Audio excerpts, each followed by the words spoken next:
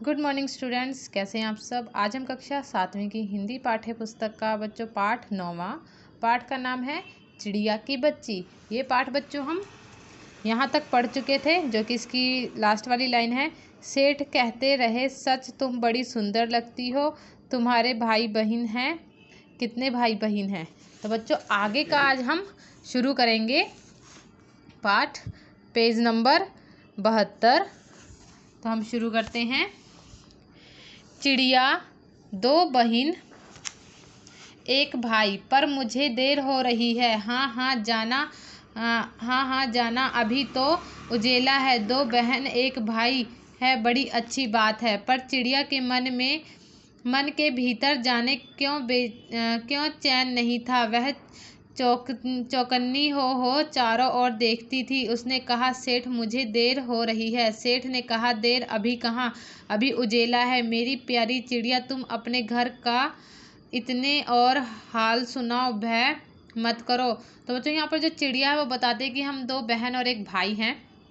वो सारी बातें करती है तो कहती है कि मुझे जाना है। तो जो सेठ है वो कहता है, कहाँ, अभी नहीं, चले जाना, लेकिन अभी तो उजेला है। बहुत अच्छी बात है, तुम्हारी दो बहन और एक भाई है। चिड़िया के मन में, मतलब जो चिड़िया है बच्चों, उसे ऐसे लगता है कि मेरे साथ कुछ गलत होने वाला है। वो चौकन्नी हो जाती है और सेठ कहते हैं कि तुम अपने घर के बारे में और बात करो। तो चिड़िया कहती है कि मुझे जाना है, मुझे देर हो रही है। तो सेठ कहता है, अभी कहाँ, अभी तो उजेला है। चिड़िया ने कहा, सेठ मुझे डर लगता है, माँ मेरी दूर है, रात हो जाएगी तो राह नहीं सूझेगी। तो बच्चों यहाँ पे जो चिड़िया वो कहती है कि सेठ मुझे डर लग रहा है, अगर रात हो गई तो मुझे रास्ते का पता नहीं चलेगा। इतने में चिड़िया को बोध हुआ कि जैसे एक कठोर स्पर्श उसके देह को छू गया। वह चीख देखकर चिचियाई और एकदम उड़ी। नौकर के फैले हुए पंजे में वह आकर भी नहीं आ सकी। तब वह उड़ती हुई एक सांस में माँ के पास गई और माँ की गोद में गिरकर सुबकने लगी, ओ माँ, ओ माँ। तो बच्चों यहाँ पे जो चिड़िया है उसे थोड़ी देर में ऐसे लगता है जैसे उसके शरीर को किसी ने छुआ है। वो एकदम से चिचियाती है और इतनी जल्दी से फुर कर उड़ जाती है और जाते साथ ही अपनी माँ की गोद में गिर जाती है और कहती है, ओ माँ, ओ माँ। माँ ने बच्ची को छाती से चिपटाकर पूछा, क्या है मेरी बच्ची, क्या है। पर बच्ची काँप काँप कर माँ की छाती से और चिपक गई। बोली, कुछ नहीं, बस सुबकती रही, ओह माँ, ओह माँ। बड़ी देर से ठाठस बंधा और तब वह पलक मीच कर छाती में ही चिपक कर सोई, जैसे अब पलक ना खुलेगी। तो बच्चे यहाँ पर जो चिड़िया है, चिड़िया की माँ उससे पूछती है कि बेटा क्या हुआ, लेकिन जो चिड़िया है वो काँप जाती है। वो माँ की छाती से चिपक कर खूब रोती है, सुबकती है और कहती है, ओ माँ, ओ माँ। फिर बहुत ठाठस मतलब बच्चों धीरज बांधना। तो वो थोड़ी देर तक रुकती है, आराम करती है और उसकी जो पलक है मिच जाती है, यानी वो सो जाती है अपनी माँ के छाती से चिपक कर, और उसे ऐसे लगता है जैसे अब उसकी पलक है जो नहीं खुलेगी।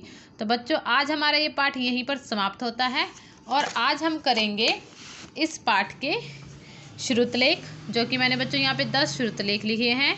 और उसके बाद है शब्दार्थ, वो भी मैंने बच्चों 1 से लेकर 10 तक लिखे हैं। पहला है विनोद चर्चा, जिसका अर्थ है हंसी मजाक। दूसरा है स्वतंत्रता, थिरकना, इधर उधर फुदकना, बेखटके, बेरोक टोक, भयभीत, डरी हुई, चित्त प्रफुल्लित, मन की इच्छा, तृष्णा, प्यास, नासमझ, ठाठस, धीरज, वरदान, देवता द्वारा दिए जाने वाला वचन। ठीक है बच्चों, उसके बाद हम करेंगे वाक्य बनाओ, जो मैंने 1 से लेके 5 तक लिखे हैं। तृष्णा मतलब उसका अर्थ है प्यास, उसकी आँखों में कितनी तृष्णा है। उसके बाद दूसरा है अनासमझ, जिसका अर्थ है नासमझ, रोहित की शरारतें बहुत अनासमझ है। तीसरा है वरदान, देवता द्वारा दिए जाने वाला वचन।